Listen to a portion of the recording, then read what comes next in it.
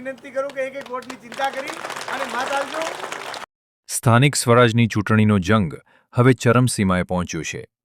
નેતાઓ અને ઉમેદવારો માટે હવે એક મત કિંમતી બન્યો છે। ત્યારે મતદારોના દિલ જીતવા માટે નેતાઓ હવે અવનવા પ્રયોગો કરી રહ્યા છે। ક્યાંક દંડવત પ્રણામ થઈ રહ્યા છે તો ક્યાંક પાઘડી ઉતારીને આબરૂ સાચવી લેવા વિનંતી કરવામાં આવી રહી છે। બનાસકાંઠા જિલ્લામાં ચૂંટણીનો માહોલ જામ્યો છે। ધાનેરાના વાછોલ ગામે યોજાયેલી સભામાં માહોલ વધુ ગંભીર બન્યો હતો। ભાજપના ખીમત જિલ્લા પંચાયત સીટના ઉમેદવાર વસંતલાલ પુરોહિત જ્યારે સભા સંબોધવા ઊભા થયા ત્યારે ગામ લોકોએ તેમનું લાલ પાઘડી પહેરાવી ભવ્ય સ્વાગત કર્યું હતું। પરંતુ આ દરમિયાન એક આશ્ચર્યજનક ઘટના બની। ઉમેદવારે સભામાં પોતાની પાઘડી ઉતારીને લોકો સમક્ષ મૂકી અને અપીલ કરી કે આ પાઘડીની લાજ રાખજો।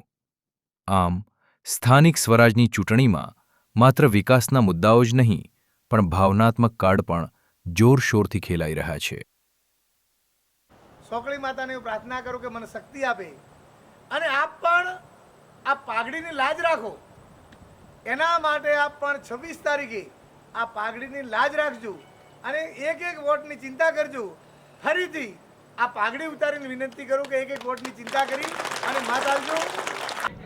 જ્યાં જગ્યાએ રાવણાની અંદર રાવણું કર્યું હોય, મેં મારી વાત મૂકી હોય, એના પહેલાં ગામ લોકોએ આ રાવણામાં 36 કોમ 18 આલમે મને પાઘડી પહેરાવી હોય અને પાઘડી પહેરાવવાનો અર્થ એ કે મને એ વાત મૂકું છું, એ વાત સ્વીકારી હોય અને પાઘડી પહેરાયા પછી જે પાઘડીની લાજ રાખવાની જવાબદારી રાવણાની હોય છે અને એ લોકોને ખબર છે કે જે રાવણો પાઘડી પહેરાવી છે એમની લાજ એમને રાખી છે અને મને પણ ખબર છે કે જે પાઘડી જે પ્રમાણે મેં પહેરી છે એ પાઘડીને પણ ક્યારે નીચી નમવા નહીં દઉં અને એ પાઘડીની પણ કાયમી ઇજ્જત રાખીશ એવી પણ મેં એમને બોયધરી આપી છે।